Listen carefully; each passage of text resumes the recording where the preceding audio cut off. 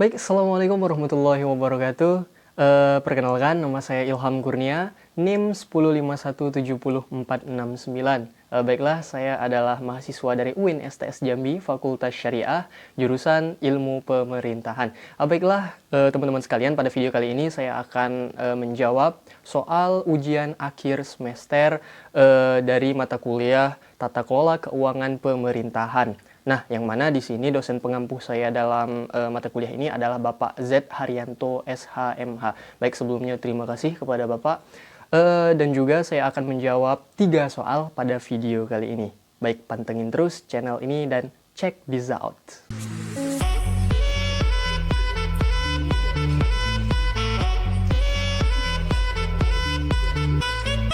Baik, kita masuk pada soal yang pertama, yaitu pertanyaannya adalah kurang lebih seperti ini.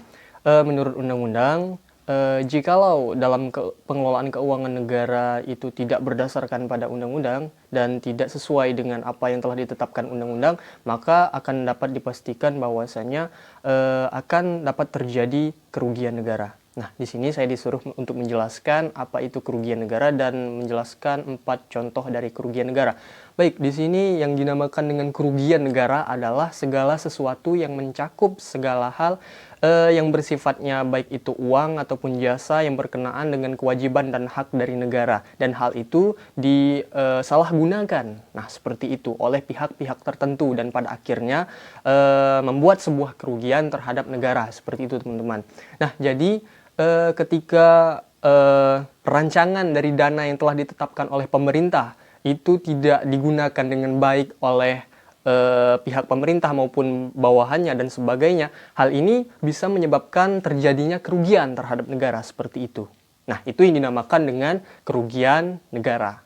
Nah, kemudian kalau untuk contoh dari kerugian negara sendiri, sebelum itu saya akan menjelaskan bahwasanya dalam kerugian negara itu terdapat 2 tahapan dalam kerugian negara. Yang pertama yaitu tahapan dari uang yang masuk kepada negara. Nah, begini, kalau uang yang masuk kepada negara itu contohnya seperti pajak, kemudian uang denda dan lain sebagainya. Karena itu memang hak dari negara, yang mana uang tersebut adalah pemasukan dari negara, seperti itu. Kemudian tahapan yang kedua ada yang namanya uang pengeluaran dari negara, seperti itu, ataupun uang yang dikeluarkan oleh negara. Nah, hal yang uang ataupun dana yang dikeluarkan oleh negara ini adalah merupakan uang yang bisa kita contohkan seperti APBN, APBD dan sebagainya, yang mana hal ini merupakan kewajiban ataupun hal yang merupakan suatu kebiasaan yang seharusnya ini merupakan suatu hal yang menjadi hak dari setiap negara tentunya. Nah, seperti itu.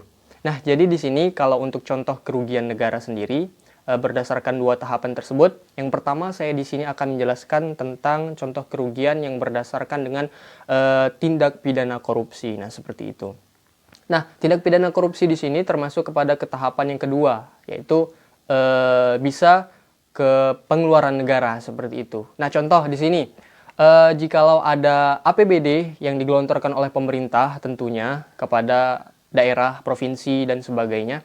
Nah, di sini ketika APBD itu tidak dipergunakan dengan baik ataupun bisa dikatakan digelapkan ataupun ada konspirasi di situ, maka di situ bisa dikatakan terdapat kerugian negara, seperti itu. Nah, kemudian contoh yang kedua. Contoh yang kedua di sini bisa kita contohkan dari tahapan yang pertama di sini, yaitu dari aspek penerimaan seperti pajak. Nah, gitu.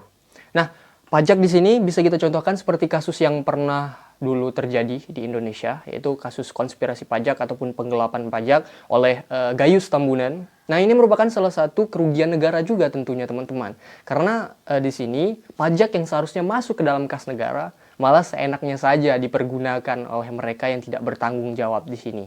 Nah, seperti itu kurang lebih.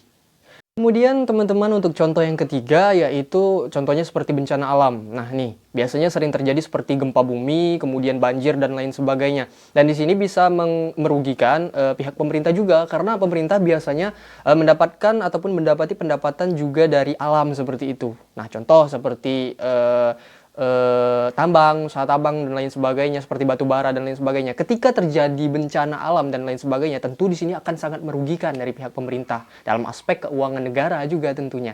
Oke, baik, itu contoh yang ketiga.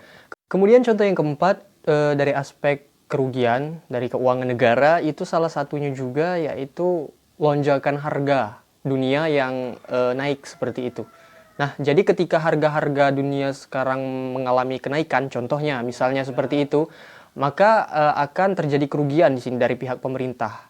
Yang mana pada dasarnya pemerintah tentunya menginginkan sebuah tujuan yang baik untuk negara dan tentunya agar setiap hal yang diopsikan oleh pemerintah itu bisa bermanfaat dan tentunya tidak rugi bagi negara. Namun ketika harga-harga naik dan lain sebagainya, tentunya di sini akan merugikan dari aspek keuangan negara tentunya. Karena ketika harga dunia sedang melonjak dan naik, tentunya rupiah pun akan tertekan di sini. Nah, seperti itu. Nah, jadi akan timbullah kerugian juga dari aspek negara. Karena juga tentunya di sini akan memperhatikan juga dari aspek hutang piutang negara dan lain sebagainya. Ketika harga-harga dunia naik, tentunya akan naik juga seperti itu teman-teman. Nah, itu untuk jawaban saya dari soal yang nomor 1. Baik, kita lanjut ke soal yang kedua teman-teman. Di sini ada sebuah link YouTube yang diberikan oleh Bapak dosen saya. Yaitu di sini di channel YouTube ini diterangkan ataupun di video ini dijelaskan tentang Ahok bicara. Nah, ini video sekitaran tahun 2014 atau 2015, sekitaran 5 tahun yang lalu. Nah, di sini Ahok berbicara bahwasannya tentang APBD yang dikonspirasikan oleh pihak DPRD Provinsi DKI Jakarta. Nah, di sini saya akan menjelaskan dan mereview hal ini. Baik, jadi teman-teman sekalian, yang namanya APBD, APBN, dan segala hal yang terkait dengan keuangan dan pendapatan dari negara ataupun daerah, tentunya hal ini merupakan suatu hal yang ditujukan pada dasarnya untuk kesejahteraan masyarakat, seperti itu secara menyeluruh ataupun secara umum. Jadi ketika APBD, APBN dan lain sebagainya itu disalahgunakan oleh pihak yang tidak bertanggung jawab, maka di sini akan menimbulkan kerugian negara tentunya. Dan di sini Bapak Ahok menerangkan bahwasanya pihak DPRD dari Provinsi DKI Jakarta pada saat itu, 5 tahun yang lalu, ketika Bapak Ahok masih menjabat sebagai Gubernur DKI Jakarta. Jadi pada saat itu, APBD yang seharusnya dipergunakan, di sini dicontohkan bahwasanya untuk truk sampah di sini, dengan nominal sekitar miliaran rupiah, dengan angka yang sangat luar biasa di situ, teman-teman.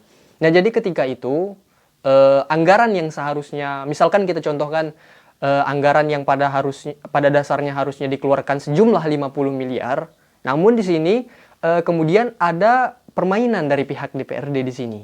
Mereka mempermainkan uang tersebut. Nah, jadi yang seharusnya 50 miliar, kemudian tetap dibuat 50 miliar, tetapi ada diskon seperti itu, teman-teman. Diskon yang dimaksudkan adalah mereka mengambil sekitar beberapa persen dari uang tersebut.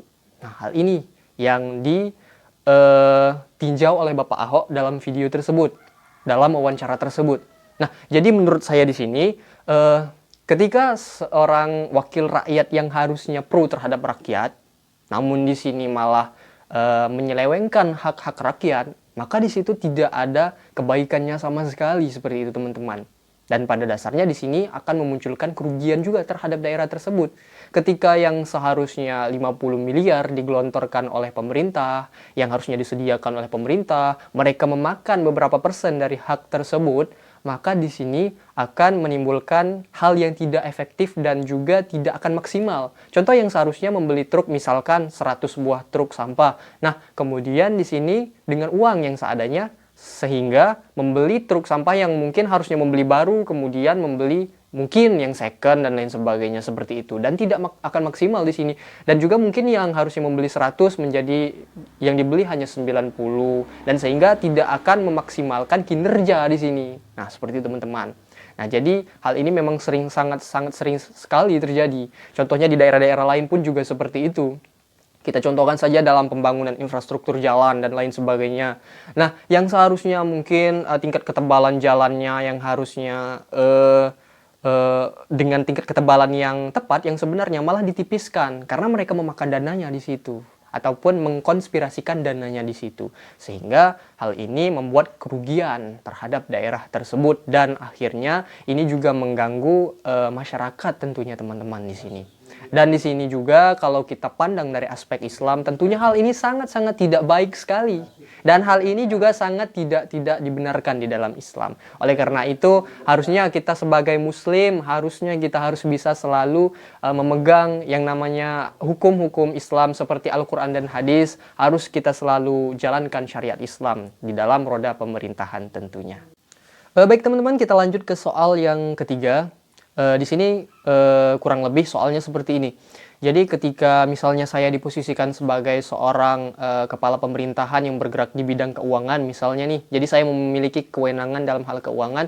Jadi di dalam masa pandemi yang merupakan suatu cobaan yang mungkin diberikan oleh Tuhan kepada negara kita pada saat ini, oleh Allah kepada kita saat ini, itu jadi hal apa yang bisa saya lakukan? Nah, dalam menangani pandemi pada saat ini. Oke, baik. Jadi jikalau saya diposisikan sebagai seorang kepala pemerintahan di bidang keuangan, tentunya saya akan sangat prihatin sekali akan hal ini yang pertama. Tentunya dari aspek kesehatan tentunya akan kita tinjau lebih mendalam lagi dan hal-hal apa yang harusnya dibutuhkan dari aspek keuangan untuk dapat menangani pandemi ini agar supaya tidak berkelanjutan lagi. Nah, itu yang pertama yang akan saya lakukan tentunya. Baik, kemudian juga tentunya di sini sebagai seorang kepala pemerintahan di bidang keuangan, tentunya saya akan beraspirasi dalam hal ini kepada pihak pemerintah tentunya, ataupun pemerintah yang di atas saya lagi. Jadi saya akan memberikan aspirasi-aspirasi dan inovasi tentunya supaya bisa memberikan bantuan terhadap pandemi yang sedang terjadi di negara kita pada saat ini. Mungkin bisa kita lakukan contohnya seperti memberikan bantuan contohnya. Nah, sekarang juga sudah diberlakukan oleh pihak pemerintah ada bantuan sosial seperti sembako, kemudian dari aspek pemberian dana, insentif dan lain sebagainya. Seperti itu juga bisa dilakukan tentunya. Nah, namun jikalau hal ini terus berkelanjutan, walaupun kita memberikan bantuan dan lain sebagainya, tapi kalau pandeminya tidak kunjung reda, maka hal itu tidak akan efektif teman-teman. Dan juga tentunya hal ini tidak akan memberikan efek yang baik juga. Karena ketika bantuan terus diberikan namun pandemi tidak kunjung reda, malah akan merugikan negara seperti itu teman-teman. Jadi intinya sebagai kepala keuangan pemerintahan, selain memberikan bantuan tentunya dalam hal insentif kepada masyarakat, kemudian bantuan sembako, makanan dan lain sebagainya, tentunya dalam hal ini juga yang harus bisa diperhatikan juga dari aspek penanggulangan pandemi ini tentunya teman-teman. Jadi dana yang kita gelontorkan untuk menangani pandemi ini harus juga diiringi dengan masyarakat yang tentu harusnya mengikuti apa yang dianjurkan pemerintah, dan tentunya di sini pemerintah juga harus bisa memberikan hukum ataupun memberlakukan ketetapan dan kebijakan yang konsisten seperti itu teman-teman. Ketika kebijakan tidak konsisten, tentunya masyarakat juga tidak akan menganggapnya sebagai hal yang masa bodoh lah seperti itu dan lain sebagainya. Nah, juga tentunya saya harus memberikan saran terhadap pemerintah agar memberlakukan kebijakan yang konsisten dan agar pandemi ini segera cepat berakhir tentunya. Jadi bukan hanya sekedar memberikan bantuan dan lain sebagainya.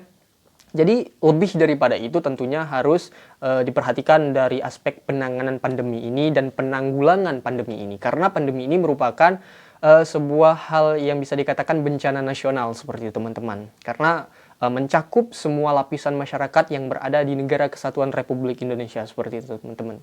Jadi kembali lagi ke situ.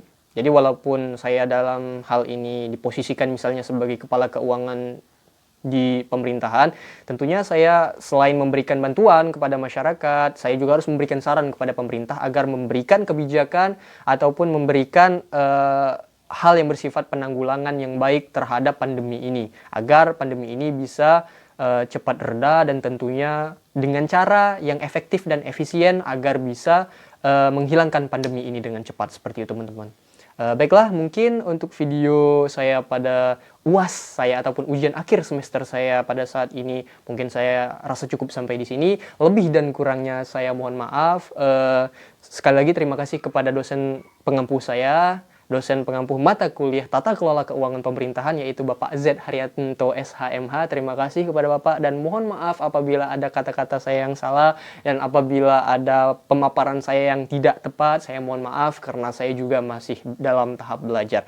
Baik, terima kasih teman-teman yang sudah menonton video ini dan saya ucapkan mohon maaf atas segala kekurangan dan saya akhiri billahi taufiq wal hidayah. Wassalamualaikum warahmatullahi wabarakatuh.